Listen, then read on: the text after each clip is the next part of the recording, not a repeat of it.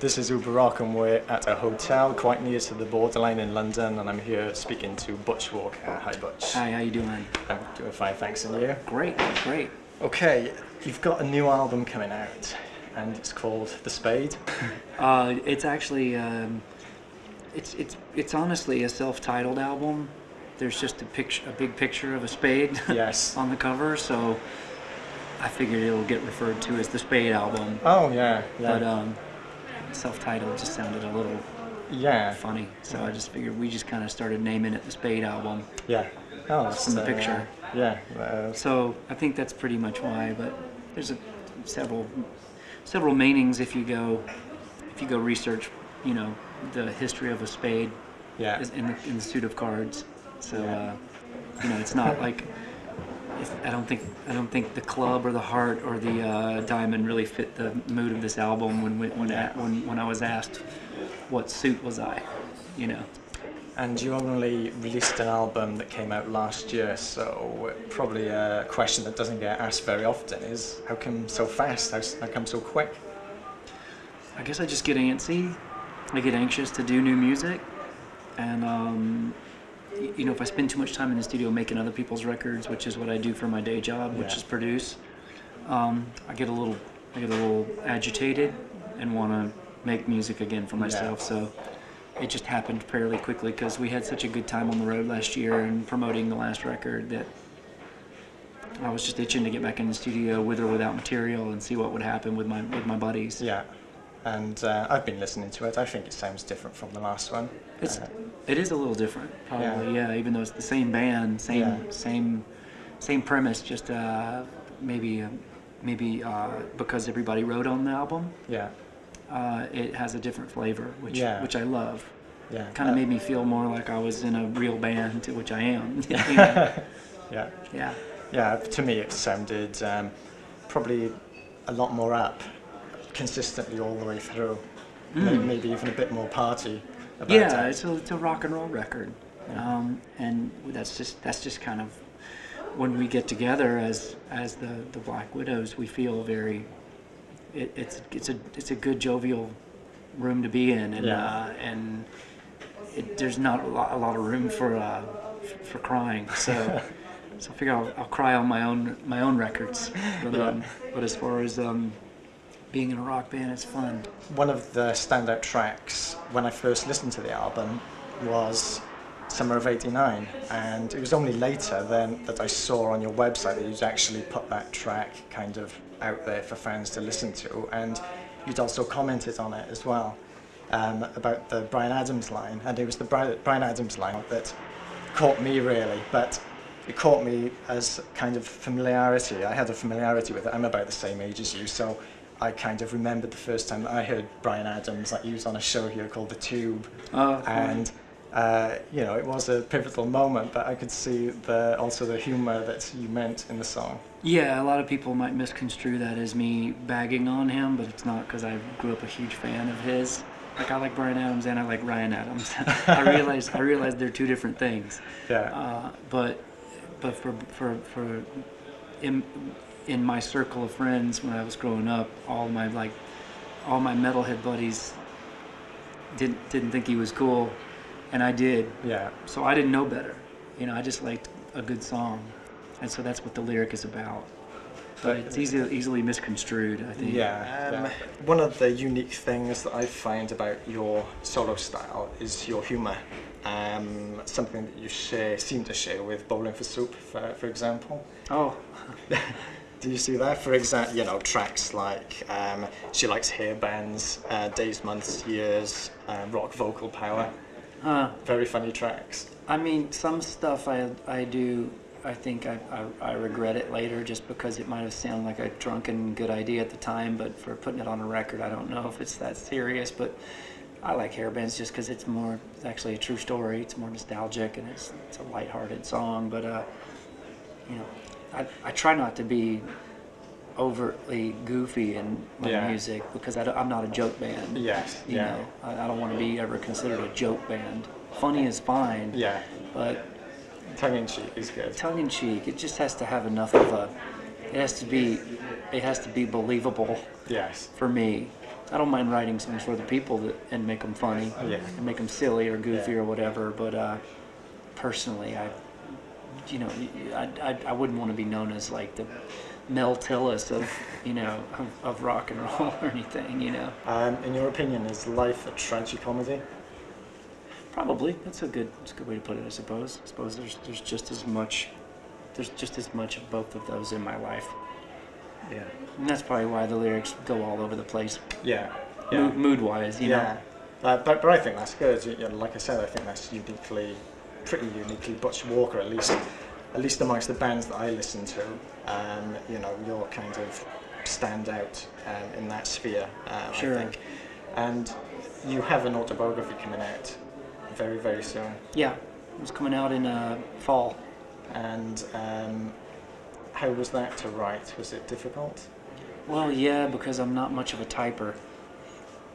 And it's about 700 pages of talking. But somebody helped me with it. There was an editor Yeah. who basically wrote it, transcribing and interviewed me and asked me the questions, and it worked out pretty well. But I can't say that I definitely will dedicate a lot of time to doing a ton of books or anything. Yeah. They had to talk me into it. They asked me a bunch if I wanted to do like a book, and it was a big publisher in New York. And I kept trying to tell them I'm not the right guy for this. It's like I'm not that interesting. I don't have a crazy drug-addled past, or anything like that. So it's like you might want to think about somebody else. But they liked my blogs, and my journals online. And so I said, well, if we can make that interesting in a long form, sure, why not? And you must be happy with that. I'm confused and nervous about it. Yeah. But it just I always just feel weird talking about myself in great length like that, and a whole book of it seems a bit narcissistic, but I suppose I'll live. You're fine, man. Sorry. Okay, and there's also a fair bit of autobiographical material actually in your songs already. Yeah. For instance, it's often self-deprecating or tongue-in-cheek, and there's a whole career in a nutshell in Going Back. For instance, which you might think, why buy the book if you listen to that song, then you know everything about you. That's pretty much true. That should be just the overview. Yeah, the précis. Yeah, basically. Back in the beginning, when you first picked up a guitar, started playing in bands, were in Sab Gang, were you completely obsessed by guitar? Were you that kind of guitarist? Yeah, definitely. I was definitely a shredder, a lover of all things electric guitar. But when I moved to LA and realized everybody out there could play like better with their dick than I could with my hands, I was like, I really don't need to keep up with this. I should learn how to write songs, because a lot of these guys don't know how to write songs. So and when did that happen about? I was probably about 18, 19. When you actually got into producing as well, how far do you actually, how far involved you in producing? Do you engineer? Yeah, I used to do it all. I used to produce, engineer, mix, everything. I just kind of burned out on having to do it all, because I needed to concentrate more on the song. And so instead of worrying about that, I brought in an engineer that I really love and work with all the time now. And he's also the bass player in my band, so it works out great. And, I think it was more just a control freak thing. Yeah. Because I hated someone else doing it, because they never did it the way I wanted. But, after years of sifting through it, I've got a guy who pretty much sees things the way I do, and we don't even have to talk, So I've learned to let go in my age. Okay, this is a test to see whether you really have let go. Your next record, if for some crazy reason you said, let's get any producer in, who would it be? I don't know. It's a hard question to answer. I'm sure it would be some young, undiscovered talent, some kid, you know, probably. And to go back to songwriting, particularly for other people, I imagine that I don't know what to call it, but there must be some kind of big committee, or when you with someone like Pink or Avril Lavigne, I imagine that there's more of a committee in choosing songs and really scrutinizing the next record to make sure that it's up to scratch. Yeah, there's a lot of people involved. There's a lot of cooks in the kitchen, and it makes for a very frustrating situation when making records for other people. So I don't like answering to other people, but I get it, and I know in that world there's a lot of people you have to, and a lot of people don't have really valid opinions, but they want their opinion injected into the process. Yeah. So it's very frustrating, but I get it, and I understand why that has to be that way, but it's not the world I will always live in.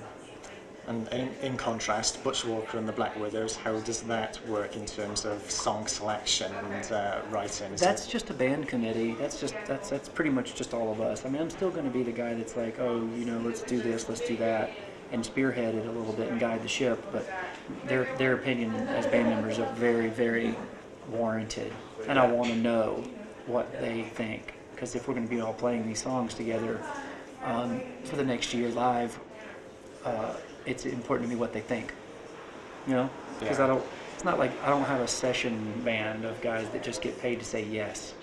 You know what I mean? We're not that. They don't get paid. We just all we're all in a band together. It's a band.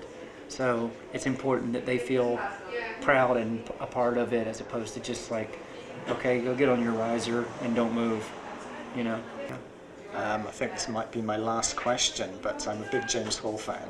I love James Hall. Good. Yeah, and he played on one of your albums a few years back. Yeah, he was on the Let's Go Out Tonight's record. Yeah. Played harmonica and played piano. Just a cool talent, that guy. Yeah. And when I used to go see him a long time ago, he was just like the only front man that mattered to me. Just fearless. Yes. And confident. Yeah. And I loved that. I was definitely drawn to that. Yeah. Dark.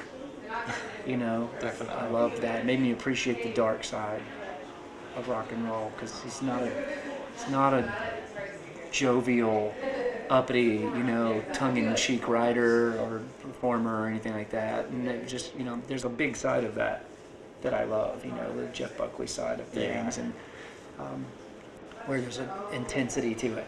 Yeah. Early Radiohead records, all that was like my jam, and James Hall was great at that as well.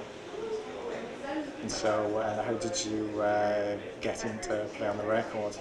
Well, I just took a chance and called him, or asked him when I saw him one day if he wanted to come over and play on the record, and he came over, and he was like really, and he was digging the T-Rex vibe that was kind of being channeled on that record, and I think he related to that. So as much as it was more of a campier version of any music he would do for himself, he still related to it enough where he didn't feel embarrassed to sing on it, which is good.